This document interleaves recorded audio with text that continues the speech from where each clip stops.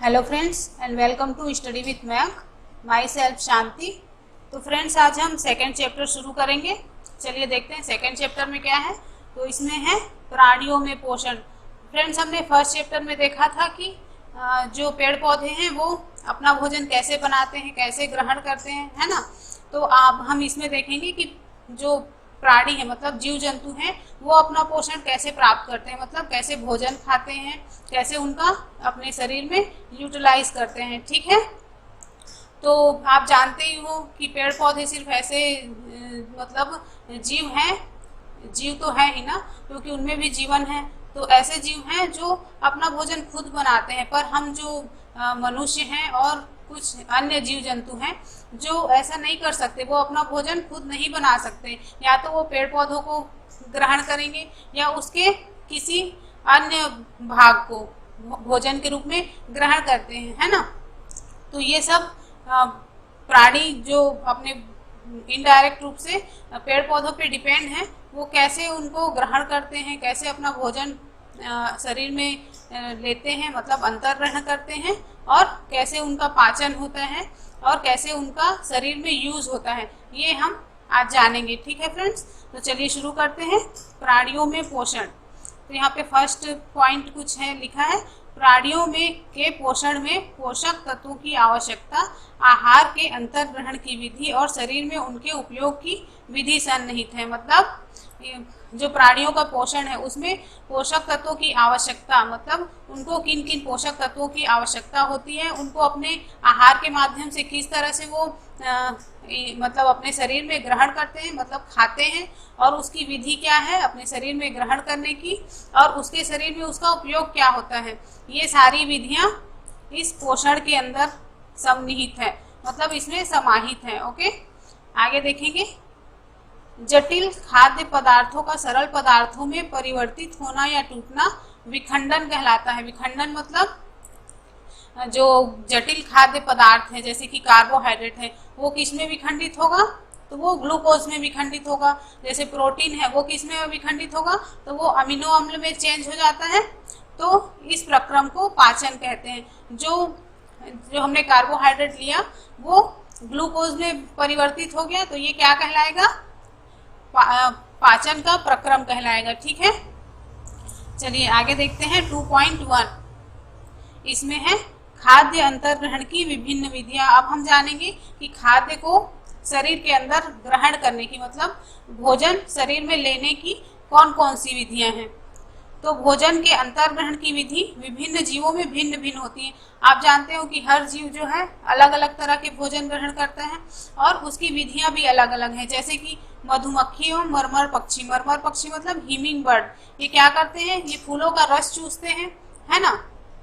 तो इनका भोजन का तरीका हो गया चूसना।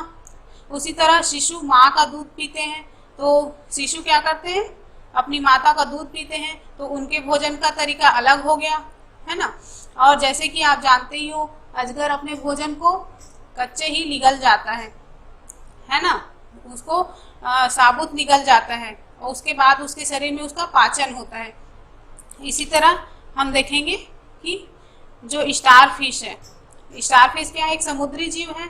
तो स्टार फिश कैल्शियम कार्बोनेट के कठोर कवच वाले जंतुओं का आहार करती है, मतलब कैल्शियम कार्बोनेट से जिनका शरीर ढका होता है, जैसे कि क्या बोलते हैं,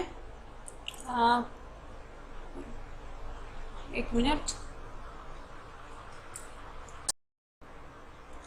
जैसे कि सीपी वगैरह हैं, उनको जो बाहरी उनका कवच बना होता है वो कैल्शियम कार्बोनेट का बना होता है। जैसे कि घोंगे वगैरह हैं, शंख हैं छोटे छोटे, तो ये क्या है, इनका शरीर ऊपर से कैल्शियम कार्बोनेट के कठोर आवरण से ढका होता है।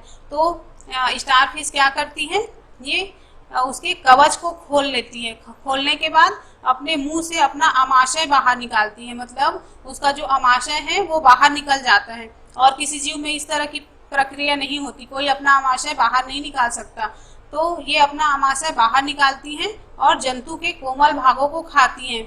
जो उनके शरीर के कोमल भाग होते हैं उनको अमाशय में ग्रहण कर लेती हैं और अमाशय वापस शरीर में चला जाता है। इस तरह से उसके शरीर में भोजन का पाचन होता है। ठीक है, तो चलिए अब हम आगे देखते हैं 2.2 मानव में पाचन। हमने अब जो जैसे कि मधुमक्खी में देखा वो कैसे भोजन ग्रहण करती है, सांप में देखा, तो अब हम देखेंगे कि मानव में पाचन कैसे होता है। तो मानव में पाचन, भोजन एक सतत नली से गुजरता है, इसके भाग निम्न हैं।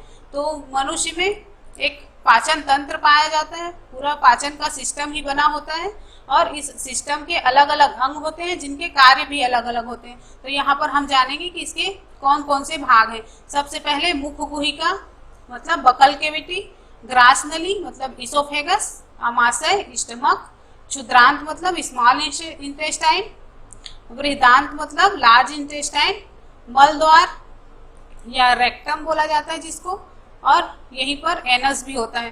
तो ये सभी मिलकर आहार नाल या पाचन नली का निर्माण करते हैं। फ्रेंड, इन जो अंगों का मैंने नाम लिया उसको मैं आगे चित्र में बताऊंगी आपको, उसका डायग्राम मैंने बनाया है। और इन अंगों के साथ साथ हमारी कुछ ग्रंथियां होती हैं, मतलब ग्लैंड्स होती हैं। तो ये ग्लैंड्स भी कई प्रकार की पाचक रसों का स्त्रावण करती हैं जो कि भोजन के पाचन के लिए बहुत आवश्यक है, जैसे कि लाला ग्रंथि। लाला ग्रंथि मतलब लार ग्रंथि। ओके, दूसरा है यकृत। ये लाला ग्रंथि जो है मुख में पाया जाता है और इसके 3 पेयर्स होते हैं। ये 3 पेयर्स में पाया जाता है। एक तो हमारे जीभ के नीचे पाया जाता है, दूसरा जीभ के बगल अगल बगल में, और तीसरा जो है कान के नीचे पाया जाता है जिसको पैरोटिड ग्रंथि कहते हैं। ठीक है, और यहाँ पर यकृत, आप जानते हो कि यकृत हमारे शरीर की सबसे बड़ी ग्रंथि है। उसी तरह से अग्नाशय, अग्नाशय को अंतःस्रावी और बाह्यस्रावी दोनों ग्रंथियों के में गिना जाता है। तो ये क्या करते हैं, पाचक रसों को स्त्रावित करते हैं जो कि भोजन के पाचन में सहायता करते हैं। ठीक है, अब यहाँ पर हम डायग्राम देखेंगे। डायग्राम पूरा आ नहीं रहा है, फिर भी ऐसे ऊपर करती हूँ, ऊपर से पहले देखते हुए आते हैं। ठीक है, तो ये हुआ, ये यहाँ पे देख रहे हो आप, ये मुंह है, तो यहाँ पर होता है मुख गुहिका मतलब बकल कैविटी। सेकेंड है, ये जो दिख रहा है आपको छोटी छोटी येलो कलर की, ये लाला ग्रंथि मतलब लार ग्रंथि है। ठीक है, अब तीसरा है ग्रसिका या एसोफेगस। ये जो पतली पाइप दिख रही है, जो बकल कैविटी है, वो एसोफेगस में जाके खुलता है। ठीक है, ये बिल्कुल पाइप की तरह संरचना होती है। इसको मैं आगे बढ़ा देती हूँ तभी दिखाई देगा। उसके बाद ये जो एसोफेगस है वो स्टमक में आके खुलेगी। स्टमक, ये देख रहे हो आप, स्टमक मतलब आमाशय। ठीक है, उसके बाद फिर ये आमाशय जो है, और यहाँ पर यकृत है। ये जो ऑरेंज कलर का आप देख रहे हो ये यकृत कहलाता है। यहाँ पर पित्ताशय मतलब गॉल ब्लेडर होता है, और यहीं पर जो है बाइल जूस जो आके इकट्ठा होता है, जो यकृत के द्वारा स्त्रावित किया जाता है। ठीक है, फिर ये जो हमारा आमाशय है वो यहाँ पर अग्नाशय में खुलता है। तो अग्नाशय मतलब पैनक्रियाज, ये देख रहे हो आप, ये पैनक्रियाज है। फिर ये क्या है, ये लार्ज इंटेस्टाइन, और ये जो अंदर कुंडलित मतलब क्वाइल्ड जो दिख रही है आपको, ये स्मॉल इंटेस्टाइन है। ओके, ये सब हमारे पाचन के प्रमुख अंग हैं। यहाँ पर ये सब मिलके हमारा पाचन तंत्र बनाते हैं। ये छोटी सी आपको दिख रही है, ये इसको वर्मीफॉर्म अपेंडिक्स बोला जाता है। ठीक है, ये मनुष्य में एक अवशेषी अंग की तरह होते हैं, मतलब इसका कोई खास इम्पोर्टेंस नहीं होता। अगर इसको काट के निकाल दिया जाए तो भी हमारा काम बहुत अच्छे से चलेगा, इसके बिना हमें कोई परेशानी नहीं होगी। अब यहाँ पर देख रहे हो ये मलाशय या रेक्टम कहलाता है। ठीक है, और इसका ये लास्ट जो सिरा है वो गुदा या एनस कहलाता है। तो समझ में आया आपको? चलिए आगे देखते हैं। अब हम सबसे पहले देखेंगे मुख एवं मुख गुहिका। मुख मतलब हमारे माउथ के साथ साथ जो भी ऑर्गन्स हैं हमारे मुंह में, जैसे कि दांत हैं और जीभ है, तो ये सब क्या है, बकल कैविटी के अंतर्गत आते हैं। और इसमें क्या क्या काम होता है हम देखते हैं। जैसे ही हमने भोजन को मुंह में लिया तो यहाँ पर सबसे पहले भोजन का पाचन मतलब कार्बोहाइड्रेट का पाचन यहीं से शुरू हो जाता है। ठीक है, हम भोजन को लेंगे, उसको दांतों के द्वारा अच्छे से चबाया या पीसा जाता है, और यहाँ पर मुंह में जो हमारी सलाइवा होती है मतलब लार जो होती है लार ग्रंथि से जो लार निकलती है उससे भोजन का एक लुगदी जैसे बन जाता है। और यहाँ पर लिखा है भोजन का अंतर्ग्रहण मुख द्वारा होता है। आहार को शरीर के अंदर लेने की क्रिया अंतर्ग्रहण कहलाती है। मतलब जो आहार को हम मुंह में लेते हैं वही अंतर्ग्रहण कहलाता है। ठीक है, तो यहाँ पर फिर हम दांतों के बारे में जानेंगे कि दांत कितने प्रकार के होते हैं और इसको क्या क्या कहते हैं। ठीक है, तो ये आप सबसे ऊपर देख रहे हो, ये चवर्णक है। मतलब हमारी जो दाढ़ होती है ये 3 जोड़े होते हैं, या इसी को मोलर बोला जाता है। 1, 2 और ये 3, ये तीनों क्या कहलाएंगे? चवर्णक, जिसे हम दांत मतलब पीसने का, भोजन को पीसने का काम करते हैं। ठीक है, अब दूसरा है अग्र चवर्णक या प्रीमोलर, ये 2 जोड़ी होते हैं और ये भी भोजन को पीसने का ही काम करते हैं। ठीक है, अब इसके बाद है रदनक। रदनक मतलब फाड़ने वाला दांत, मतलब भोजन को फाड़ने वाले, जैसे कि इसको इंग्लिश में केनाइन बोला जाता है। हमारी ये साइड की दांत नुकीली होती है तो उससे हम किसी चीज को फाड़ते हैं। अब ये जो सामने के 4 दांत हैं वो कृंतक कहलाते हैं। कृंतक मतलब इंसीजर्स। ओके, तो ये हमने दांत के बारे में भी जाना। दांतों की व्यवस्था तथा विभिन्न प्रकार के दांत, हमने ये देखा कि दांत कितने प्रकार के होते हैं। चलिए आगे बढ़ते हैं। फ्रेंड्स, चैप्टर थोड़ा लंबा है इसलिए मैं थोड़ा जल्दी कराने की कोशिश कर रही हूँ। तो लाला रस चावल के मंड को शर्करा में बदल देता है। मतलब हमारे जो लार ग्रंथि है उसे जो रस स्त्रावित होता है वो चावल में जो मंड होता है, मतलब मंड मतलब स्टार्च होता है, उसको शर्करा में बदल देता है। मतलब यहाँ पर कार्बोहाइड्रेट का पाचन मुंह से ही शुरू हो जाता है। ठीक है, अब हम देखेंगे जीभ। जीभ भी है जो बकल कैविटी के अंतर्गत ही आती है। तो यहाँ पर जीभ के अनेक प्रकार के भाग हैं। इसमें हमारे जीभ में स्वाद कलिकाएं होती हैं जो छोटी छोटी बहुत सारी संख्या में होती हैं। और आप जीभ के जो ऊपरी आधारी भाग है, ये जो आधार वाला भाग है वो कड़वा, हम कोई भी चीज खाते हैं तो अगर वो कड़वा होगा तो हमें इस वाले भाग पर पता चलता है कि वो चीज कड़वी है। और खट्टे का क्षेत्र कौन सा है? तो ये जीभ के जो दोनों किनारे हैं वहां पर हमें खट्टे का अनुभव होता है। उसके बाद का जो ये पोर्शन आप देख रहे हो ये हमें नमकीन का अनुभव कराता है। और जो जीभ का निचला हिस्सा, मतलब जो जीभ के शीर्ष में है, वो हमें मीठा का अनुभव कराता है। ठीक है फ्रेंड्स, तो ये जीभ के स्वाद के विभिन्न क्षेत्र हुए। ठीक है, चलिए आगे बढ़े।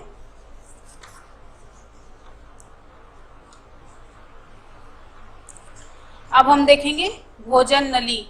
जो हमारा बकल कैविटी है वो भोजन नली या फिर ग्रसिका में खुलता है, जिसको एसोफेगस कहा जाता है। ठीक है, निगला हुआ भोजन ग्रास नली में आ जाता है। अब दांत से जो चबाया गया भोजन है जिसमें सलाइवा मिली हुई है, मतलब लार मिली हुई है, वो हमारे इसोफेगस में खिसक कर आ जाता है। इसोफेगस का कोई काम नहीं है, ये सिर्फ एक मांसल पतली पाइप टाइप की संरचना होती है जिससे भोजन आगे बढ़ के स्टमक में पहुंचता है। आप देख रहे हो ये पतली नली, यही इसोफेगस है। और ये आप देख रहे हो ये भोजन है और ये अमाशय है। तो यहाँ पर भोजन जो है खिसक कर आगे आती है। फ्रेंड्स, कभी कभी आपने देखा है कि हमें भोजन खाते हैं, हमें भोजन पसंद नहीं होता, या फिर कोई ऐसा कारण होता है जिससे हमको उल्टी आने लगती है और भोजन जो हम अंदर ग्रहण किए हैं वो उल्टी के द्वारा वापस बाहर निकल जाता है। तो ऐसा क्यों होता है? तो ये जो पाइप है अमाशय, जो एसोफेगस की जो पाइप है उसमें संकुचन के द्वारा ये क्रिया होती है। ठीक है, ग्रसिका में भोजन की गति देख रहे हो आप, ये भोजन आगे बढ़ के फिर अमाशय में पहुंच जाता है। चलिए अब हम अमाशय के बारे में जानेंगे। ये जो यू आकार की थैली नुमा संरचना होती है जिसे अमाशय कहते हैं। ठीक है, अमाशय का आंतरिक स्तर श्लेष्मल, हाइड्रोक्लोरिक अम्ल तथा पाचक रस स्रावित करता है।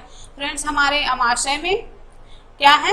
HCl मतलब हाइड्रोक्लोरिक एसिड का स्त्रावण होता है और यही जो है भोजन को पचाने का काम करते हैं। ठीक है, जठर रस प्रोटीन को सरल पदार्थों में विघटित कर देता है। मतलब यहाँ पर जो जठर रस होता है वो स्त्रावित होता है जो कि प्रोटीन के पाचन में सहायता करता है। और यहाँ पर ही प्रोटीन जो है अमीनो अम्लों में विघटित हो जाता है, मतलब अमीनो अम्लों में टूटने लगता है। प्रोटीन की इकाई कहलाती है अमीनो अम्ल, है ना। तो चलिए अब देखते हैं क्षुद्रांत। मैंने पीछे आपको चित्र दिखाया था। क्षुद्रांत मतलब स्मॉल इंटेस्टाइन, जो कि क्वाइल संरचना होती है और इसकी लंबाई काफी ज्यादा होती है। इसकी लंबाई 7.5 मीटर तक की हो सकती है, ठीक है, लगभग के।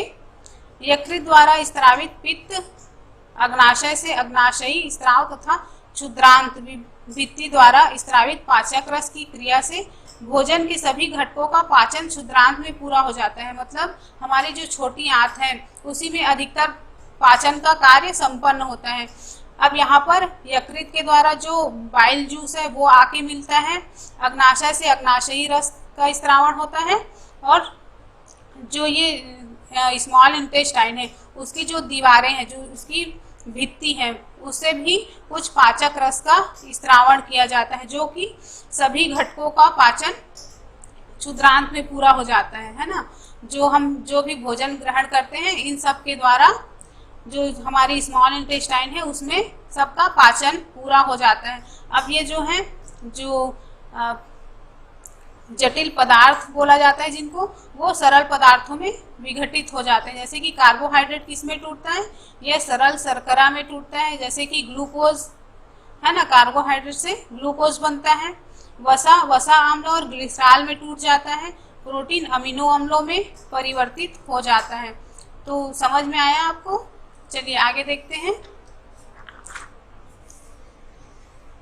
अब हम देखेंगे कि छोटी आंत में अवशोषण, क्षुद्रांत में अवशोषण।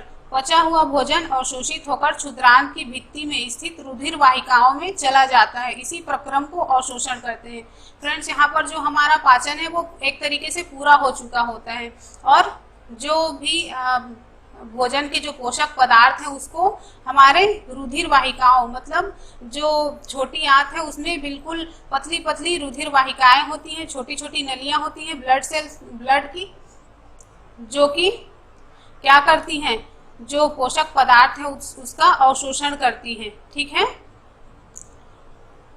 अब देखेंगे कि क्षुद्रांत की आंतरिक भित्ति पर अंगुली के समान उभरी हुई संरचनाएं होती हैं जिन्हें दीर्घरोम रसांकुर कहते हैं। फ्रेंड्स, हमारी जो छोटी आंत है उसमें उंगली के समान छोटी छोटी उभरी हुई संरचनाएं पाई जाती हैं जिनको विलाई कहा जाता है, ठीक है। इसको दीर्घरोम या रसांकुर कहते हैं। और इस दीर्घरोम या रसांकुर में इसी में छोटी छोटी ब्लड की कैपिलरीज होती हैं, मतलब बिल्कुल छोटी छोटी वाहिकाएं होती हैं जिससे जो पोषक पदार्थ है वो ब्लड में मिलने लगता है, ठीक है, और ब्लड के माध्यम से हमारे पूरे शरीर में फैलता है, ठीक है। और ये जो दीर्घरोम या रसांकुर कहलाते हैं वो हमारे छोटी आंत को मतलब भोजन के अवशोषण के लिए ज्यादा स्थान प्रदान करते हैं, मतलब ज्यादा से ज्यादा स्पेस उसको प्रोवाइड कराते हैं, ठीक है। हमारा अगला है अवशोषित पदार्थों का उपयोग जटिल पदार्थों को बनाने में किया जाता है, जिसे स्वांगीकरण कहते हैं। स्वांगीकरण मतलब एसिमिलेशन। अब हमारे शरीर में जो भी पोषक पदार्थ भोजन के पाचन के दौरान बने हैं उसका उपयोग होने के लिए शरीर के विभिन्न भागों में पहुंचा दिया जाता है, और इसी को एसिमिलेशन कहा जाता है, ठीक है फ्रेंड्स। अब हम देखेंगे बृहदांत्र। बृहदांत्र मतलब लार्ज इंटेस्टाइन। इसकी लंबाई छोटी आंत से ये मतलब लंबाई में छोटी होती है, पर छोटी आंत से इसकी मोटाई अधिक होती है, मतलब ये मोटी होती है पर लंबाई में छोटी होती है। जैसे कि 1.5 मीटर, ये 1.5 मीटर के करीब लंबी होती है। इसका मुख्य कार्य है जल में कुछ लवणों का अवशोषण करना। फ्रेंड्स, हमारे लार्ज इंटेस्टाइन का कोई यहाँ पर जो भी भोजन के साथ जो भी जल या खनिज लवण, मिनरल्स जो भी आए होते हैं इनका अवशोषण करने का काम होता है, और अधिक से अधिक जल का अवशोषण हमारी जो बड़ी आंत है उसी में होता है, ठीक है। और अपचित पदार्थ मलाशय से होते हुए गुदा द्वारा बाहर निकाल दिया जाता है, इसे निष्कासन कहते हैं। फ्रेंड्स, अब हमारे भोजन का पाचन पूर्ण हो चुका है। इसमें से जो भी हमारे लिए उपयोगी पदार्थ हैं, जो भी हमारे पोषक पदार्थ हैं उनको अवशोषित कर लिया गया है। उसमें जो जल बचे थे उसको भी अवशोषित कर लिया गया। उसमें जो भी मिनरल्स थे उनको भी हमारे शरीर ने ग्रहण कर लिया। अब जो अपचित पदार्थ है जो कि अर्ध ठोस मतलब थोड़े ठोस रूप में होता है, अर्ध ठोस रूप में होता है, जो कि रेक्टम में एकत्रित कर लिया जाता है। मलाशय मतलब रेक्टम में एकत्रित होता है और गुदा द्वारा बाहर निकल दिया जाता है, मतलब हमारे एनस के द्वारा वो बाहर निकाल देते हैं, इसे ही निष्कासन कहते हैं। ठीक है फ्रेंड्स, हमने यहाँ पे जान लिया कि हमारे शरीर में भोजन का अंतर्ग्रहण, पाचन और अवशोषण किस प्रकार से होता है। ठीक है, अब हमारा है 2.3 घास खाने वाले जंतुओं में पाचन। फ्रेंड्स, अब हम जानेंगे कि जो घास खाने वाले जीव जंतु हैं वो अपना पाचन किस प्रकार से करते हैं। ठीक है, तो आप जानते हो कि जो घास खाने वाले जैसे कि गाय है, भैंस है, हिरण है, ये सब क्या है, घास खाते हैं ना। तो ये घास को जल्दी जल्दी खा लेते हैं और जो कि उसके शरीर के एक भाग जिसको रुमेन कहा जाता है वहाँ पर एकत्रित कर लेते हैं। ये मैं आगे आपको चित्र दिखाऊंगी तो आपको ज़्यादा क्लियर होगा। पहले मैं इसको पढ़ लेती हूँ। रोमिनेंट में अमाशय 4 भागों में बटा होता है, जिसमें रुमेन प्रथम अमाशय को रुमेन कहते हैं। ठीक है, यहाँ भोजन का आंशिक पाचन होता है जिसे कड़ या जुगाल कहते हैं। छोटे छोटे पिंडकों के रूप में पुनः मुख में लाकर चबाते हैं, जिसे रोमंथन या जुगाली करना कहते हैं। मैं ये चित्र के द्वारा समझाऊंगी, ये पढ़ने से समझ में नहीं आएगा। फ्रेंड्स, आप ये एक देख रहे हो, ये एक गाय का चित्र है। ये जो घास या पत्ती कुछ भी खा रही है तो ये इसकी ग्रसिका, इस दिख रहा है आपको चित्र, ये जो है ग्रसिका, इसके माध्यम से ये यहाँ पर आता है और ये जो ग्रीन कलर में आपको दिख रहा है यही रूमेन कहलाता है और यहाँ पर एकत्रित हो जाता है। ये जल्दी जल्दी बहुत सारा चारा खा लेती है और यहाँ पर एकत्रित कर लेती है। ठीक है, फिर थोड़ी देर बाद ये क्या करती है, उसका गोल पिंड के रूप में, बिल्कुल छोटे छोटे गोले के रूप में ये यहाँ पर एकत्रित हो जाते हैं जो भोजन है वो, और यहीं से फिर वो वापस इसके मुंह में आते हैं और यहाँ पर फिर वो उस भोजन को दिन भर चबाते रहते हैं, चबा चबा के फिर उसको अंदर लेके जाते हैं। तो ये जो इसका अमाशय है वो 4 भागों में मिलकर बना होता है। आप देख रहे हो ये फर्स्ट पार्ट, ये सेकेंड पार्ट, ये थर्ड पार्ट और ये fourth part. First, second, third और फोर्थ, ये चारों भाग इसके अमाशय के हैं। ठीक है, और ये जो है इसका क्षुद्रांत मतलब स्मॉल इंटेस्टाइन और ये लार्ज इंटेस्टाइन मतलब बृहदांत्र। और फ्रेंड्स, इन रूमिनेंट में एक ये जो आप देख रहे हो इसको अंधनाल कहा जाता है। ठीक है फ्रेंड्स, यहीं पर कुछ छोटे छोटे बैक्टीरियाज होते हैं जो कि पेड़ पौधों में आप जानते हो कि सेल्यूलोज की मात्रा बहुत ज़्यादा होती है और हमारे शरीर में ये अंधनाल नहीं पाया जाता, और इन जीवों के शरीर में जो रूमिनेंट हैं उनके शरीर में ये अंधनाल पाया जाता है, जहाँ पर जो बैक्टीरिया होते हैं वो सेल्यूलोज का पाचन करने में सहायक होते हैं। ठीक है फ्रेंड्स, तो ये किसी रोमंथी का अमाशय इसी को दिखाया गया है यहाँ पे। तो मेरे ख्याल से आपको समझ में आ गया होगा। हम यहाँ पर थोड़ा सा और जो पॉइंट लिखा है उसको पढ़ लेते हैं।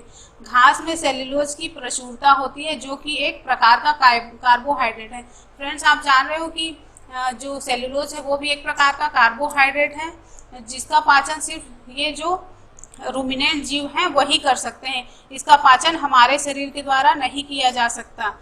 ठीक है, रूमिनेंट में क्षुद्रांत एवं बृहदांत के बीच अंधनाल होता है। भोजन में सेल्यूलोज का पाचन यहाँ पर जीवाणुओं द्वारा किया जाता है। मैंने यहाँ पे चित्र में दिखाया आपको ये अंधनाल, तो यहीं पर कुछ बैक्टीरिया या जीवाणु होते हैं जो कि सेल्यूलोज के पाचन में सहायता करते हैं। ठीक है, अब हमारा है 2.4 अमीबा में संभरण एवं पाचन। फ्रेंड्स, अब हम एक कोशिकीय जीव अमीबा के बारे में जानेंगे। अमीबा जो है एक कोशिकीय होता है, उसका शरीर सिर्फ एक कोशिका का बना होता है ना। तो अब उसमें पोषण और मतलब भोजन का पाचन कैसे होता है इसके बारे में पढ़ेंगे। अमीबा सूक्ष्म जीवों का आहार करता है, मतलब बिल्कुल सूक्ष्म छोटे छोटे जीवों को अपने भोजन के रूप में ग्रहण करते हैं। यह खाद्य कणों के चारों ओर पादाब विकसित करके उसे निगल लेते हैं। यहाँ पर इसका भी चित्र दिखाऊंगी तभी समझ में आएगा आपको।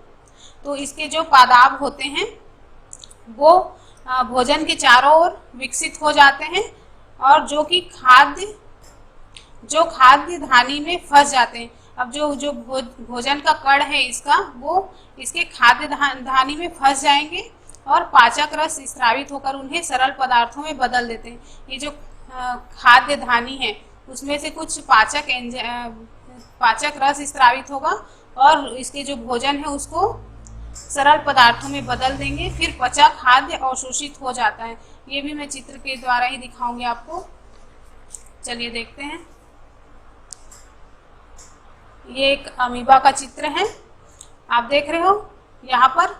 ये एक खाद्य कण है और ये जो भाग आप देख रहे हो इधर से ऐसे मुख के समान जो यहाँ पर छिद्र बन गया है, तो इसी को पादाप बोला जाता है। ठीक है, ये भोजन का कण जो है यहाँ से शरीर के अंदर में जाएगा और इसके चारों ओर खाद्य धानियाँ, ये जो भोजन है वो उसके शरीर के खाद्य धानियों से होता हुआ यहाँ पर उसका पाचन होगा और ये वही क्षेपित अपशिष्ट फिर इस भाग से निकाल दिया जाएगा। ठीक है फ्रेंड्स, ये जो है उसका केंद्रक है और ये जो आप ग्रीन कलर की देख रहे हो ये खाद्य का कण है। ये यहाँ से होता हुआ यहाँ पर भोजन का अवशोषण होगा और यहाँ से वो निकाल दिया जाएगा।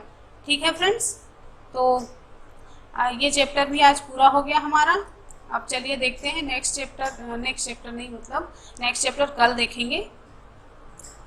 अब क्वेश्चन की बारी आती है। तो मेरा पहला क्वेश्चन है, शरीर के अंतःस्रावी तथा बहिर्स्रावी ग्रंथियों के नाम बताइए। फ्रेंड्स, आपको हमारे शरीर के जो अंतःस्रावी और बहिर्स्रावी ग्रंथियां जैसे कि मैंने बताया अग्नाशय, यकृत, ये सब, तो आपको हमारे शरीर में जितनी भी जो अंतःस्रावी ग्रंथि हैं, एंडोक्राइन ग्लैंड्स हैं, उन एंडोक्राइन ग्लैंड्स और एक्सोक्राइन ग्लैंड्स दोनों के नाम बताने हैं आपको। मतलब कौन कौन से हैं उसका नाम बताना है। ठीक है, दूसरा क्वेश्चन है, बकरी का दूध गाय के दूध की अपेक्षा सुपाच्य क्यों होता है। आपको इस क्वेश्चन का भी आंसर देना ही है। ओके, तो फ्रेंड्स आज का वीडियो अगर आपको पसंद आया है तो लाइक शेयर करना मत भूलिएगा अपने फ्रेंड्स के साथ। और जिन बच्चों के जैसे आपके घर में छोटे भाई बहन होंगे उनको भी इन जो क्लासेस हैं उसके बारे में बिल्कुल बताइएगा ताकि उनको भी इन क्लासेस से फ़ायदा हो सके। तो फ्रेंड्स मिलते हैं नेक्स्ट वीडियो में। Okay, bye.